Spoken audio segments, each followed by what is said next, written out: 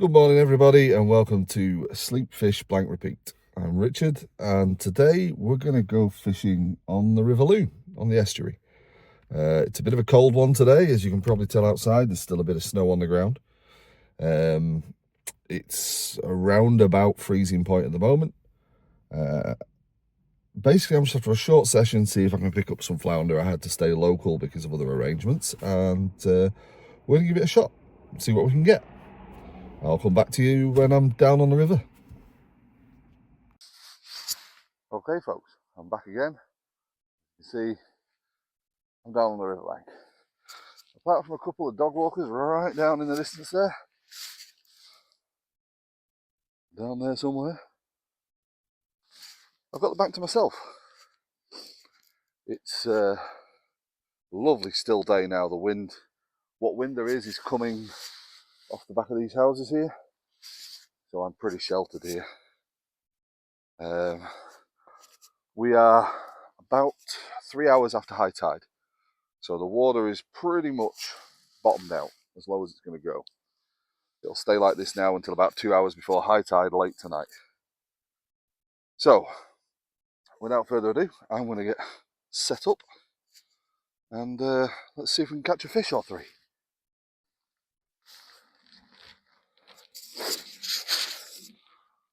So, as you can see, guys, we're all set up now.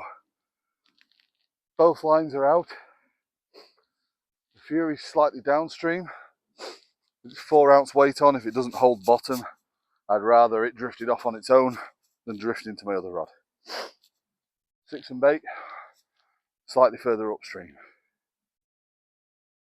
So, there's not a lot to do now, except sit and wait for a bite, although it might be time for a brew.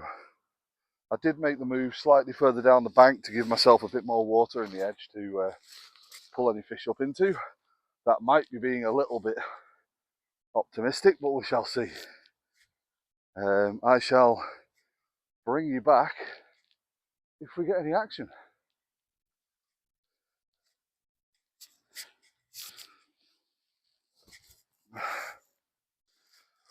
Well, I'm back again, ladies and gents. Not a lot doing at the moment. Rods have been in about 20 minutes. No taps as yet. But, you know, there's plenty of time left. The river has moved out once again. So I am going to move a bit further down there.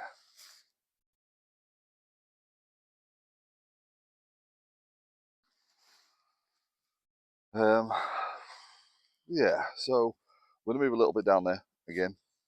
This bank just keeps uncovering. But what a just stunning, beautiful, still day it is today.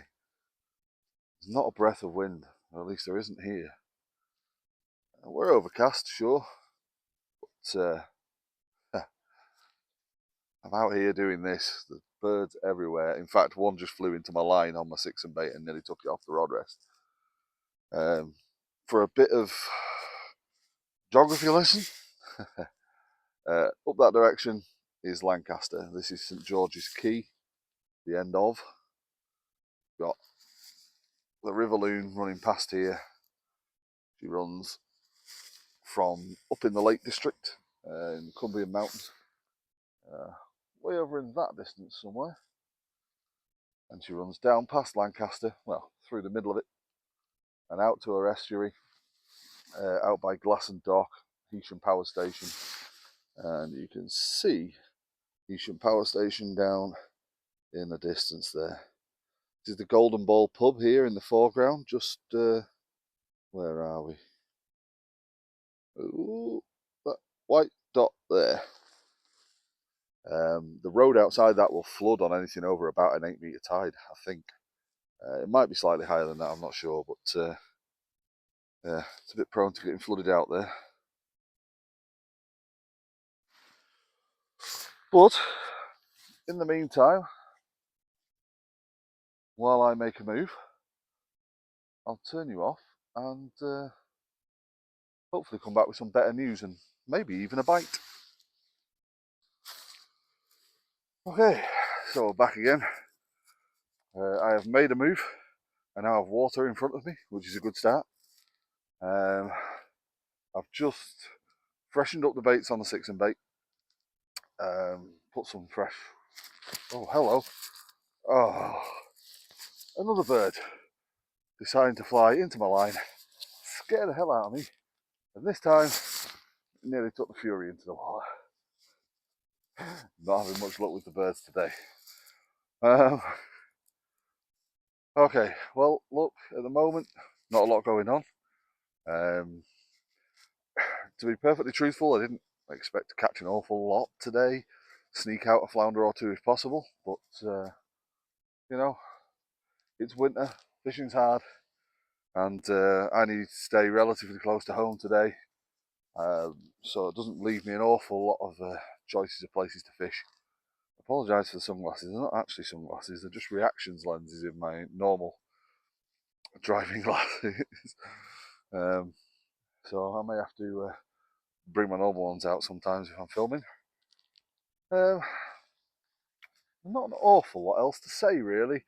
The lugworm and sand eel on the Fury came in. One of them looked like it had been nibbled just a little bit by a crab, but you know, even that's hopeful thinking at this point. Both lugworm baits had gone on the 6 and bait. Now the 6 and bait, for any of you that know the rod, is a lot stiffer rod than my Fury. It's they're both 14 foot, but the 6 and bait is just a 2-piece broom handle type rod, and I got it more for fishing rock marks. The Fury is a much softer continental rod, 3-piece, so bite detection is fantastic on that. Bite detection today on the 6 and bait, when it could be just, you know, palm sized flounder, might not be ideal, but we'll continue trying.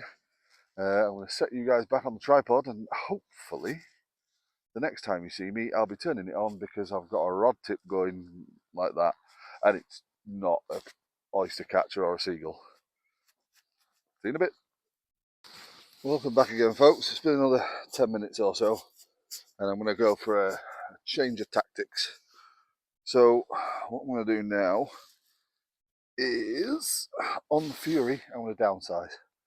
I've got those little dongle rigs on at the moment. Now I'm just going to swap to my Wessex rig, the same as the other rod, with lugworms on. This one though, I'm going to put a pyramid lead on and let that roll around down river while I keep the 6 and bait anchored in place out there with the 6-ounce gripper on. I'll cast out the Fury here and let it rumble down the river. See if we can't pick out at least a small flounder, because it's not looking the most hopeful at the moment. I'll bring you back if anything happens.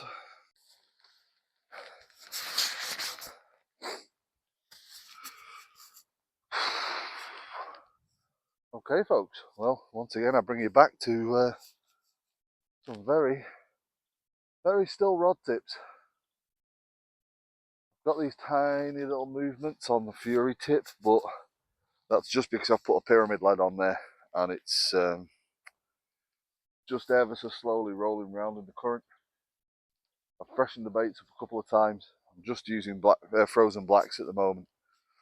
I was using up a bit of bait really, so I've only got frozen blacks and sand eel with me.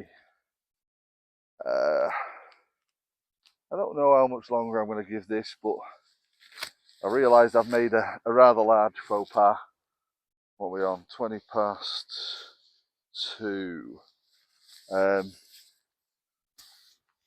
I've left my main head torch at home, which is a really bright idea.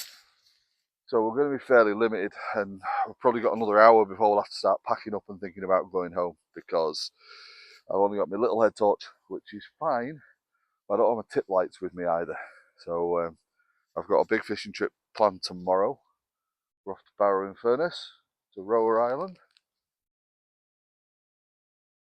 My drag's ticking off on the Fury.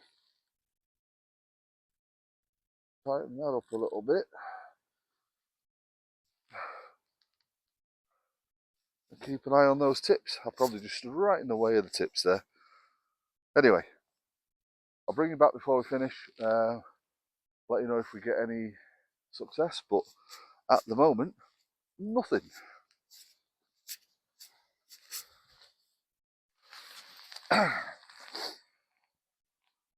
Right, I'm going to pull in 6 and bait now. It's been out a little while. Doesn't seem to be anything doing on it, but we'll have a look, freshen the baits up, and get it back out there. It's always worth with flatfish, and this is a trick I've learned off other YouTubers, etc.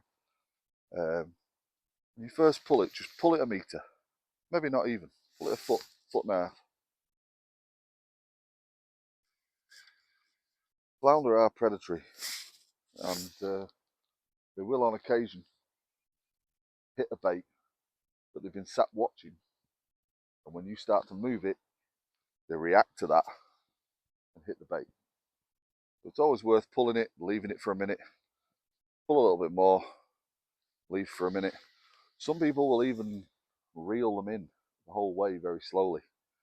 I don't want to do that here because I'm not certain how much snagginess there is in the bottom here. Now, it's fairly rough. There's a lot of little stones which shouldn't cause me any problems, but it is a city river, so there are occasional trolleys and lumps of metal, and there's also plenty of driftwood. After the storms we had recently, it's pulled an awful lot of wood down the river, some of which has settled down here in front of us. So we get this in fast over the little rocks and over the snags. I mean, those worms look pretty sad, but they don't look like they've been chewed, which is a little disappointing. But we shall freshen them up and get them back out there. Because to be quite honest, if I blank, I blank. Oh, did I turn my mic on? I did. You can hear me.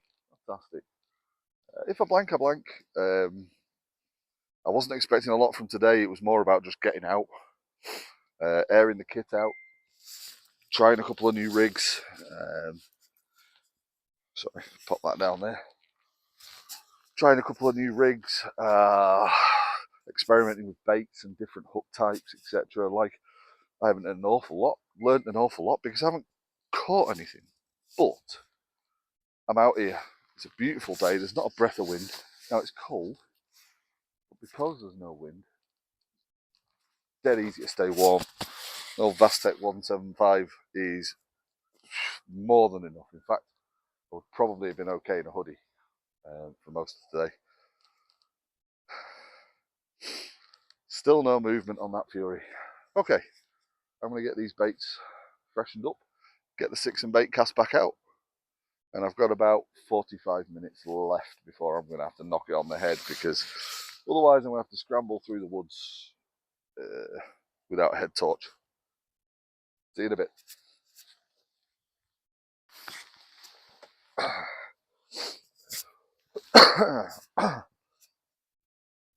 Well, folks, we're pretty much coming to the end of our time today, unfortunately. It's been a quiet one. Alright, it's been worse than a quiet one. It's been a blank. But it's got me out of the house. It's got me down by the water. Oh, I've enjoyed just being out here. Don't you you guys can't see that, right? But I've come to the conclusion that oyster catchers are the spaniels of the bird world. Rowdy dickheads that just want to cause havoc. I swear, 3 times today they've flown into my lines, and I've lost count of the amount of times I've had to jump up just in case because they were flying right towards them. Yeah, so oyster catchers, not my favourite today, I'm afraid. nor the flounder, because they just haven't turned up. I was pretty sure we'd be long enough past the last big flood to have allowed all the fresh water to get through and go. So I don't think it's the fresh that's the problem. And normally flounder, they won't mind a cold snap. You know, they're generally a winter fish that we catch around here, so who knows? Maybe the wrong bait, maybe the wrong time of day, maybe the wrong tide. Who knows? As we all know, that's why they call it fishing. I'm going to have a slow pack down now, and I'll come back to you probably from the car once I've got packed up and everything sorted out. I can go back, defrost, and get ready for tomorrow's session, because I've got to get everything sorted out, ready for well, we're fishing low tide at Rower Island at Barrow in Furness tomorrow. I've been asked to go there by a few guys in the sea fishing club I'm in. I've never fished there before. I think they have. So it'd be interesting. They told me to bring a heavy rod and a light rod. You know, one for flatties and whiting, and the other one for whatever the hell else we can get. There's a chance of conger, chance of rays, chance of cod. Pretty small chance of a bass, but you never know. So yeah, I'm gonna get out tomorrow. I may not film much of it because I'm going with other guys, and it's not fair of me to be filming when they're enjoying their peace and quiet and they're fishing. So I may get some footage. If I do, it'll only be a fairly short video. I might put it on a clip on this video. Cheers.